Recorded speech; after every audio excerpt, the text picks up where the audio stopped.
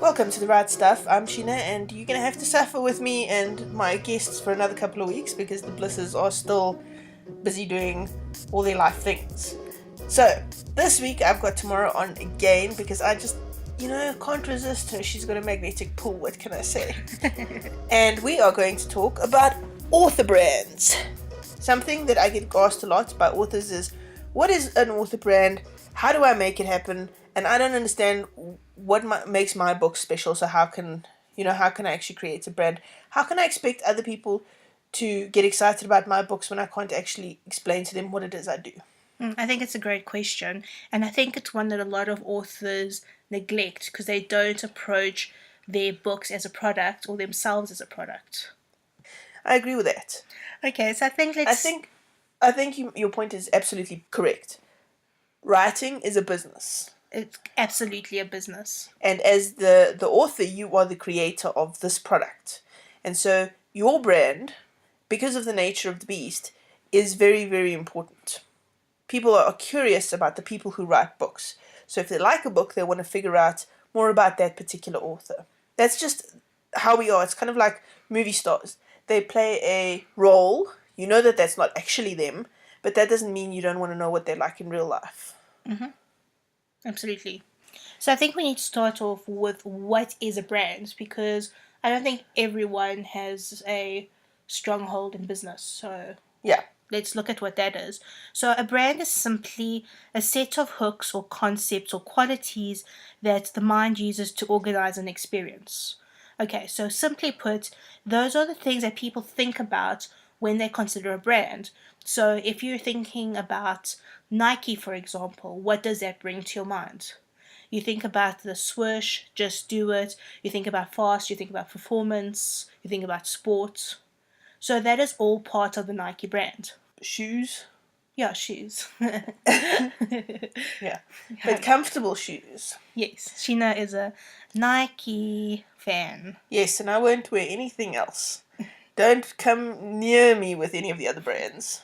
Go away, Adidas, but sponsor us. No, Nike will sponsor us. Nike. Okay, yes. Okay, all right. So what's the hook that people need to think about when they think about you?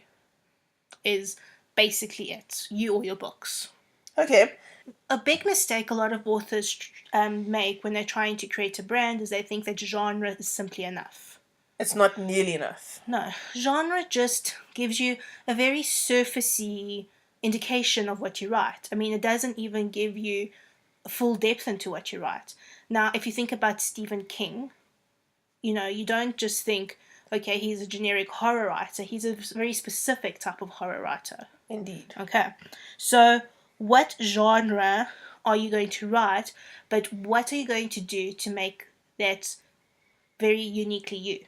Well, let's take the example of romance, because that's one of the biggest genres in lesfic. Yes. Okay.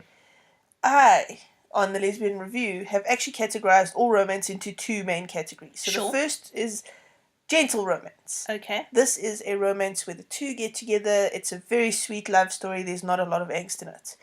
That's the one kind. And there are people who prefer that kind of romance. The other main kind of romance is the angsty romance. They get together, they break up, there's a big misunderstanding, it's all very dramatic, and eventually they get back together again. That's the two types of romance. Yes. Very different, but both romance. Yes.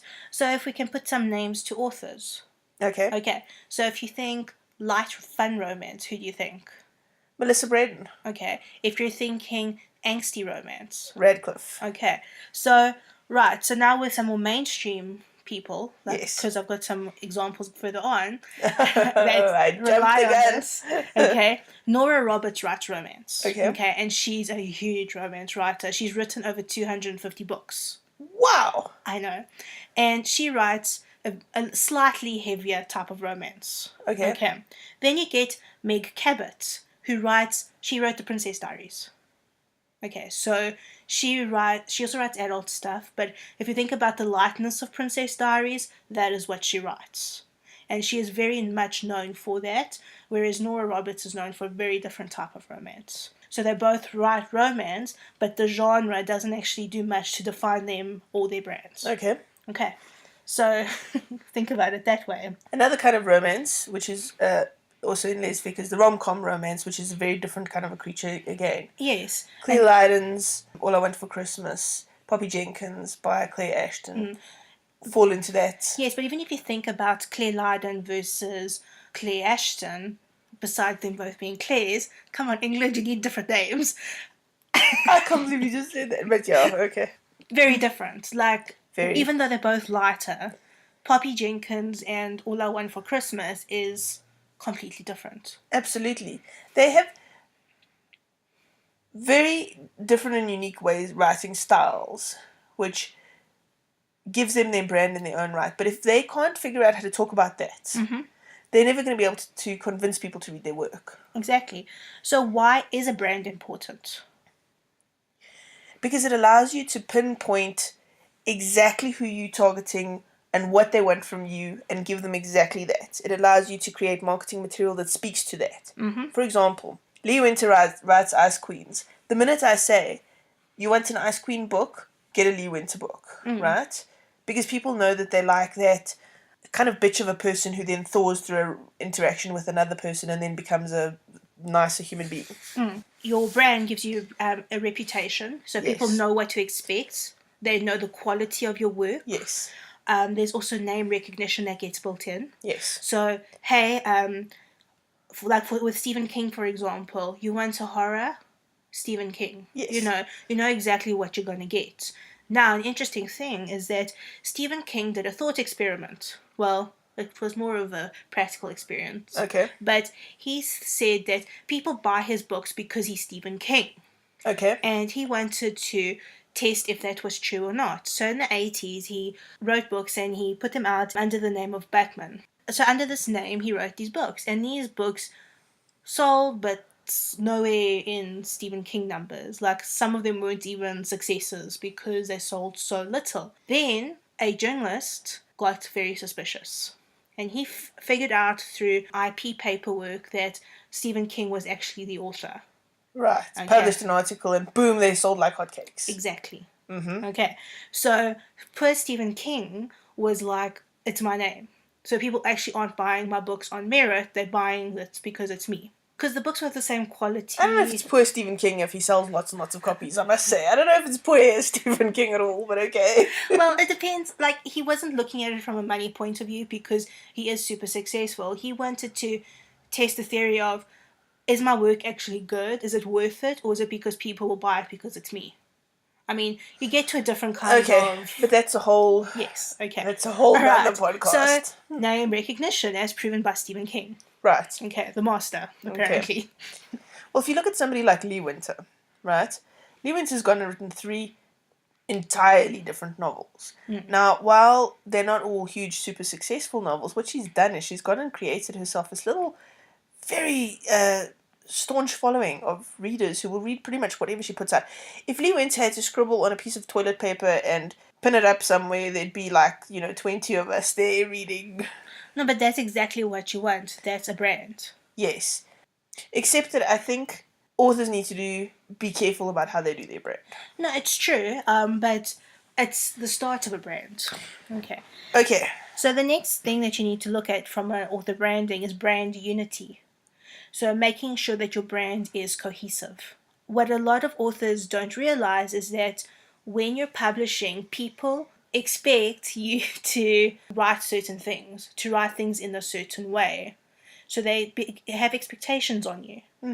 So you need to make sure that those expectations are met all the way through the experience of the reader, from the way you handle yourself on social media, to the way that your social media looks, to the way your website looks, to what your books are, what your book topics are.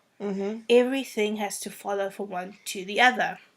So this is where things like pen names come into play. Okay, but let me give an example here quickly of this. Okay. Melissa Braden is arguably one of the most well-known romance authors in the sector. She is also one of the nicest human beings you'll ever meet. I did a podcast with her, and when I do these podcasts with authors, I let them pick the topic. Okay. What top 10 books do you want to talk about? And she came back to me with top 10 Girl Next Door. Perfectly in line with her brand. Her website is perfectly in line with her brand. The way she interacts with fans is perfectly within her brand because I think it's just so her. Yes. She is the quintessential girl next door in so many respects and writes these novels and interacts this way. And it comes together in this beautiful, unified thing and everybody loves her. Amazing. That's exactly what you're looking for. Yes. Okay, so creating this unified brand. Okay, so this is where pen names come into play. A pen name is a pseudonym that you write under. For example, with Nora Roberts, we established earlier that she writes romances. She wanted to get into suspense novels. So she actually created a pen name of J.D. Robb so that she could write those stories under. Because her readers, when they see Nora Roberts, they expect a very specific thing, and she couldn't dilute her brand by now bringing in suspense. And that's awesome because now she's got two super strong brands in different markets, but they're all very clear. So the JD Robb's website is darker, her interactions with people are slightly darker. And she's not pretending she's not JD No. Robb. It even says Nora Roberts as JD Robb. Yes, people know perfectly well that Nora Roberts and JD Robb are the same person. No one's lying, but it helps to differentiate. It's kind of like if you're Apple, you have an iPhone series and then you also have your iPhone Plus or you have an iPad. They're slightly different things all under one company's name. Yes. Okay. It's just different product lines. Think of it that way. Okay, so now you know why you need an author brand. And next week, we'll give you tips on how to start doing your author brand. See you next week. Don't forget to rate this podcast and subscribe on iTunes, Podbean, and Stitcher. And come join us on the Lesbian Talk Show chat group on Facebook. And come and tell Tamara all about your author brand. I'm Sheena. And I'm Tamara. Bye. Bye. Different product lines. Think of it that way. Yes, that's a good. Well done, 25. Yay, marketing degrees coming into play. University was so worth it. When you're publishing, people start to begin to expect